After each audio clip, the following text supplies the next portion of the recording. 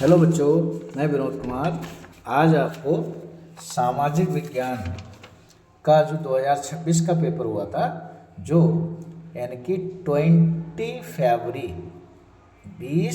फरवरी 2026 को हुआ, उसका सामाजिक का सॉल्यूशन यानी लेके आया हूँ, जिसमें 20 MCQs का बिल्कुल करेक्ट सॉल्यूशन है, यानी कि सॉल्यूशन है आपका।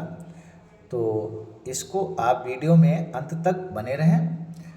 तो समय ना गवाते हुए आगे देखो, हम शुरू करते हैं। आपका अगला जो सामाजिक का है वो अगला पेज का। इसमें सारे जो शुरू में इंस्ट्रक्शन दे रखे हैं, पहले इंग्लिश में दिए हैं, उधर हिंदी में दिए हैं, फिर इंग्लिश में दिए। इसको सही से पढ़ लें।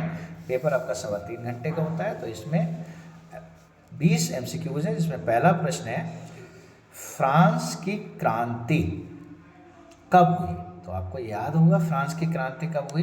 तो इसका सही जो आंसर है वो 1789, यानी कि सी वाला ऑप्शन सही है।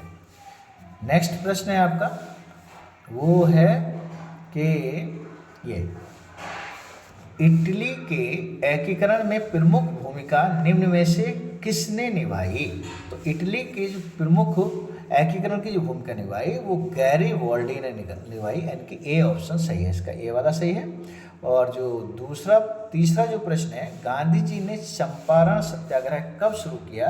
तो ये 1917 में किया, 1917। ठीक है। और तीसरा प्रश्न है, दमित वर्ग एसोसिएशन को गठित करने वाले निम्न में से कौन हैं? दमित वर्ग को जो कराया, इसको आप दलित भी कह देते हैं, वो डॉक्टर भीमराव रामजी अम्बेडकर जी थे, क्योंकि रामजी इनके पिताजी का नाम था, पूरा नाम था भीमराव रामजी अम्बेडकर। तो अम्बेडकर जी ही थे। पांचवा प्रश्न है, विश्व बैंक तथा IMF के किसी भी फैसले पर निम्न में से कौन सा देश वीटो कर सकता है? वीटो पावर होती है, वीटो कर सकता है। तो इसका जो सही आंसर है वो आपका अमेरिका है। अमेरिका को पावर है ये। ठीक है। अगला प्रश्न है आपका, ये छठा प्रश्न है। छठे में है, बेल्जियम के जो संविधान में वर्णित नहीं है, बेल्जियम के संविधान में क्या वर्णित नहीं है? तो पहला ही है, फ्रेंच और डच के यात्रियों की संख्या समान नहीं होगी, यानी कि ये चीज़ें यहाँ पर ए वाला ऑप्शन सही है। और सातवां प्रश्न है, इसमें असम, यह है आपका असम, नागालैंड, मिजोरम, अरुणाचल प्रदेश की सामाजिक और ऐतिहासिक परिस्थिति के कारण संविधान के किस अनुच्छेद में विशेष प्रावधान किया गया है? तो इसमें जो अनुच्छेद है वो आपका 371 है, 371 अनुच्छेद, यानी सी वाला ऑप्शन सही है। और जो अगला प्रश्न है, आठवां प्रश्न है, निम्न में से कौन सा विषय राज्य सूची का है? यानी विषय राज्य सूची का है। तो इसमें डी देखिए करेक्ट, इसमें गलती भूलवश लिख रखा है, यहाँ पे आ गया है, जबकि इसका जो सही है वो यही वाला है, यानी कि डी वाला ही है, ये वाला जो आपका पुलिस या उप पुलिस कह सकते हैं, ये आपका ऑप्शन सही है। अगला जो प्रश्न है वो आपका है, ये नवा, नारी शक्ति वंदन अधिनियम संसद में कब पारित हुआ? तो अभी ये फिलहाल में 2023 में हुआ है, यानी कि आपका सी ऑप्शन सही है। 10वां प्रश्न है, द्विदलीय व्यवस्था निम्न में से किस देश में है? द्विदलीय, दो दल जो होते हैं वो व्यवस्था किस देश में है? तो 10वें का जो प्रश्न का जो उत्तर है वो आपका यानी कि अमेरिका में है द्विदलीय व्यवस्था। ठीक है। और 11वां प्रश्न, संसाधनों का न्यायालय वितरण किस प्रकार के विकास से संभव है? तो ये सतत विकास से संबंध है, ए वाला ऑप्शन सही है। और जो 12वां प्रश्न है आपका, यानी कि ये है आपका 12वां, सही से देखें, भारत में जैव विविधता संरक्षण के लिए कौन सी योजना लागू की गई?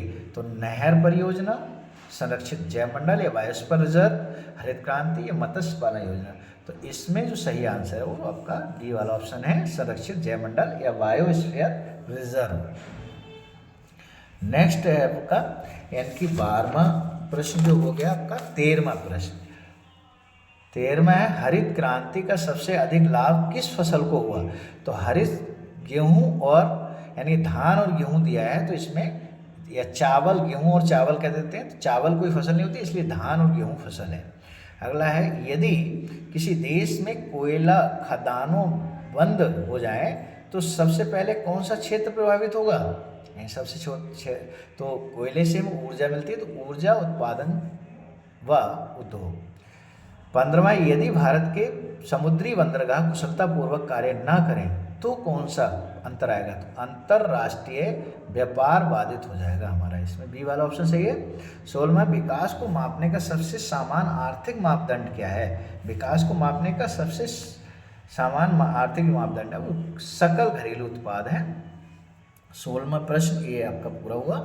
अगला है 17वां प्रश्न, वो है ये कृषि पशुपालन और मत्स्य पालन किस क्षेत्र में आते हैं। कृषि पशुपालन और मत्स्य क्षेत्र हमेशा प्राथमिक क्षेत्र में आते हैं, यानी कि पहला वाला इसका वी 17वें का वी आंसर सही होगा। 18वां है ऋण लेने वाले संपार्श्विक यानी कोलेट्रल का प्रयोग करते हैं, तो इसके लिए उधारता या ऋणता को गारंटी के रूप में करते हैं, डी वाला ऑप्शन सही है।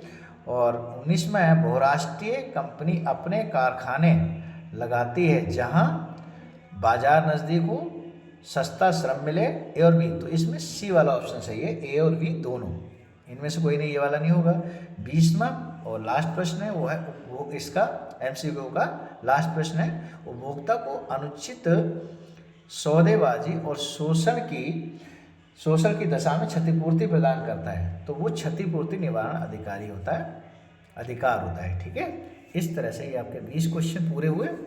और आगे आपके जो दिया है इसमें वो है आपका कि इटली, ये दिया है इटली के एकीकरण में ज्यूसेप्पे मेस्नी की भूमिका का व्याख्या क्या है। तो देखिए इटली एकीकरण में इन्होंने बहुत बड़ी भूमिका की, इसलिए इसको एकीकरण की आत्मा भी कहा जाता है। आत्मा यानी कि जोसे को आत्मा भी कहा जाता है, एकीकरण की आत्मा, और इसे आपको देखना था। इसको यानी कि लॉन्ग में देना है क्योंकि 4 नंबर का प्रश्न है। अगला है भारत में, या ये कर लो या नीचे वाला कर लो, भारत में असहयोग आंदोलन कब लागू हुआ। तो असहयोग जो आंदोलन है वो आपका असहयोग आंदोलन अगस्त 1920 यानी कि अगस्त 1920 को लागू हुआ असहयोग आंदोलन। और इसका वर्णन करना था अपने क्षेत्र में, आप पढ़ के आए होंगे, याद आप लिख सकते हैं।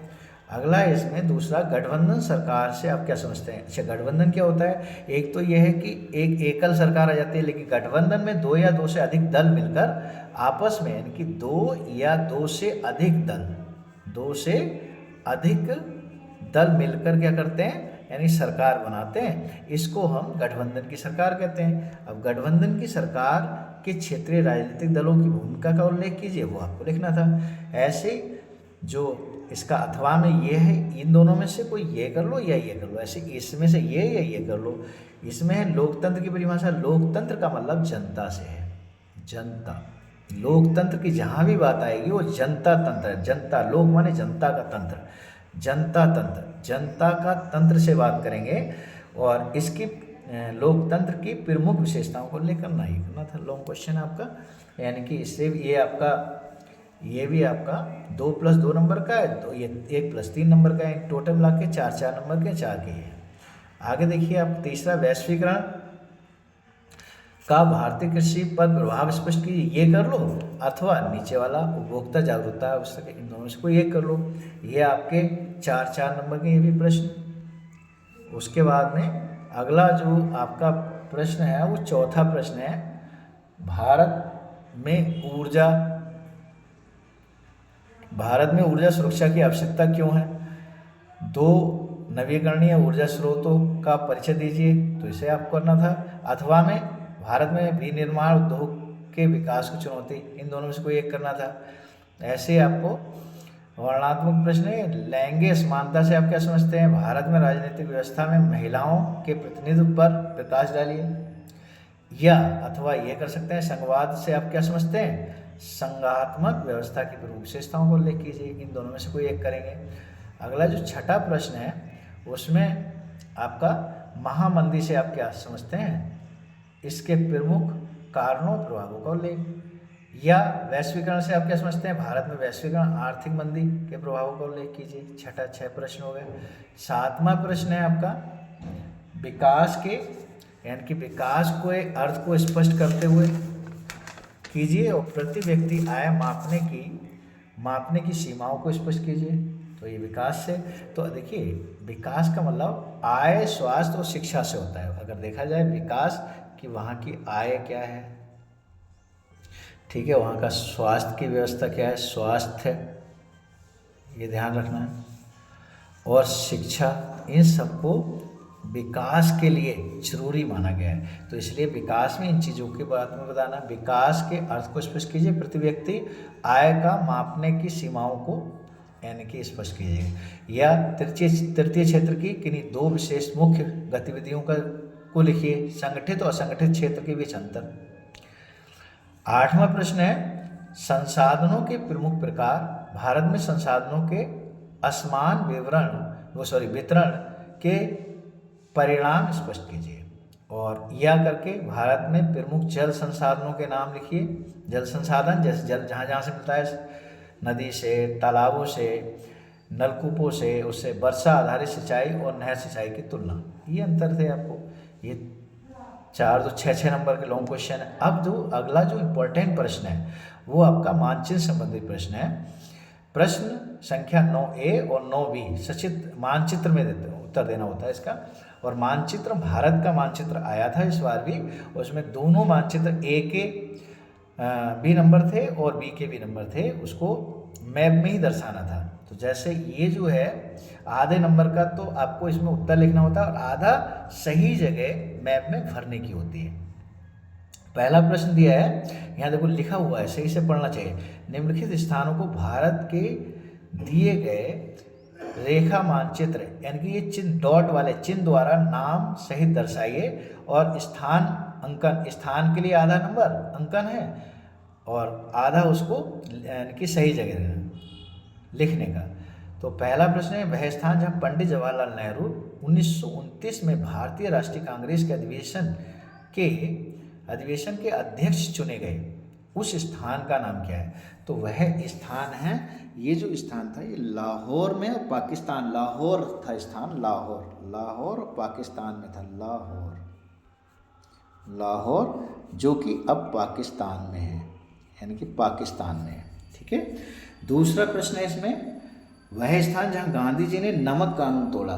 तो सबसे पहले अंग्रेजों के खिलाफ इन्होंने नमक, वो दांडी जगह थी, दांडी गुजरात में है। गांधी जी का जन्म भी गुजरात में हुआ था, तो गुजरात में दांडी जगह पर इन्होंने नमक तोड़ कानून तोड़ा था, नमक जो है कानून तोड़ा था, नमक यानी कि स्वयं बनाया था इन्होंने। और इसमें जो अगला है वह स्थान जहां चंद्रशेखर आज़ाद शहीद हुए। तो चंद्रशेखर जो आज़ाद शहीद हुए थे वो आपका इलाहाबाद में हुए, इलाहाबाद। पहले इसका नाम इलाहाबाद ही था, अब प्रयागराज हो गया है, इलाहाबाद उत्तर प्रदेश में, ये ठीक। अगला प्रश्न है वह स्थान जहाँ जलियांवाला बाग हत्याकांड हुआ, जनरल डायर ने जहाँ गोलियां बरसाई थी, उससे वह स्थान जो है वो अमृतसर में है। आपको पता है अमृतसर पंजाब में है, अमृतसर, ये इसको लिखने का, अमृतसर पंजाब, यानी कि पंजाब में अमृतसर में था। और अगला प्रश्न वह जनपद जहाँ चौरी चौरा घटना घटित हुई। चौरी चौरा जो घटना हुई वो गोरखपुर उत्तर प्रदेश में हुई, इसमें है गोरखपुर उत्तर प्रदेश में, गोरखपुर उत्तर प्रदेश में हुई। तो ये जो 5 नंबर हैं आधा नंबर के, कुल मिला के ये A के थे, 10 नंबर का मैप होता है। और अगला जो प्रश्न है इसमें ये है B, 9B में निर्देश दिए गए भारत के रेखा मानचित्र में निम्नलिखित को दर्शाइए। तो जैसे पहला दे दिया उन्होंने, महाराष्ट्र में उद्गम एक नदी को, जो ये वाला जो चित्र दिया इस तरह से, ऐसे वाले, यानी कि आपको इस तरह से ऐसे करके दर्शाना था कि महाराष्ट्र में उद्गम एक नदी है जिसका नाम क्या था, उस नदी का नाम महाराष्ट्र में वो गोदावरी है, गोदावरी, गोदावरी, ये सही आंसर आपका गोदावरी है। और इसका जो दूसरा, छत्तीसगढ़ स्थित इस्पात संयंत्र को, यानी कि ये जो चिन्ह है इससे, कि ये चिन्ह भी लगाना था, ये वाला रेक्टेंगल का डार्क करके, और ये कहाँ है, ये भिलाई इस्पात है, इस्पात संयंत्र का नाम है भिलाई, भिलाई, भिलाई है, भिलाई, भिलाई है, भिलाई। और इसके बाद में जो तीसरा प्रश्न है, चाय सर्वाधिक उत्पाद राज्य, आप सब जानते हैं उसको इस वाले चिन्ह को दर्शाकर दिखाना था, और ये आप सब जानते हैं असम में सबसे ज़्यादा चाय उगाई जाती है, असम, सभी जानते हैं लगभग। ये सही क्या होगा, उम्मीद है सभी बच्चों ने ठीक किया होगा, छात्रों ने। चौथा है, महानदी पर स्थित बांध को इस चिन्ह से दर्शाना था, यानी कि जो चिन्ह दिया है ऐसे वाला, ये कि बांध जो है वो ऐसे करके एरो की तरह ये इसे दर्शाना था बांध को। और इसका जो महानदी पर जो स्थित बांध है उसका नाम क्या है, वो हीराकुंड बांध है, हीराकुंड, नाम सुना होगा आपने, हीराकुंड, हीराकुंड, हीराकुंड बांध था ये। और पांचवा है, दक्षिण पश्चिम तट पर स्थित बंदरगाह, इस चिन्ह द्वारा दर्शाना था, बंदरगाह को यानी कि वी लिखना था, वी लिख के राउंड करना था, ये जो है आपका वी है, वी राउंड करके। और ये जो बंदरगाह था वो कोच्चि था, कोच्चि, नाम सुना होगा, को आधा चा पूरा चा, कोच्चि, कोच्चि बंदरगाह है ये आपका। इस तरह से सारे होगा। और देखिए एक प्रश्न में बच्चे बड़ा कंफ्यूज होते हैं, तो यहाँ साफ लिखा है, केवल दृष्टिबाधित परीक्षार्थियों के लिए मानचित्र कार्य के विकल्प के रूप में, दृष्टिबाधित वो होते हैं जो ब्लाइंड होते हैं, आंखों से अंधे होते हैं, जिनके पास सर्टिफिकेट होता है, ब्लाइंड माने अंधे, अंधे, अंधे कह सकते हो, अंधे जो बच्चे होते हैं ये उनके लिए होता है। तो जो आँख वाले बच्चे होते हैं उनके लिए बिल्कुल भी ये यानी कि नहीं होता, अर्थात आँख वालों के लिए ये नहीं करना होता है। जो आप जैसे सामान्य व्यक्ति हैं तो आपके लिए ये नहीं करना है, और ना तो ये पोर्शन करना है आपको, यानी कि ये पोर्शन आपके लिए नहीं है। तो उम्मीद है वीडियो आपको पसंद आई होगी और आपको परीक्षा से संबंधित मदद मिली होगी। यदि कोई समस्या है तो कमेंट बॉक्स में ज़रूर लिखें, और वीडियो अच्छी लगी हो तो लाइक, शेयर और चैनल को सब्सक्राइब भी करें। ओके, बेस्ट ऑफ लक अगले पेपर के लिए। धन्यवाद। Okay, thank you.